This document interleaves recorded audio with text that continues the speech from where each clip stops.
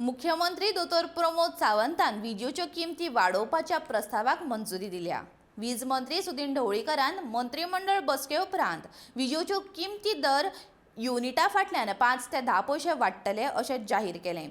वीज आयोगान विजेच्यो किमती वाडोवपा विशीं दिल्ले निर्णयाची अंमलबजावणी फकत गोंय राज्यानूच केल्ली ना अशें वीज मंत्री सांगता। गोंयांत आजुनूय लोड शेडिंग जायना अशें सुदीनाचें म्हणणें।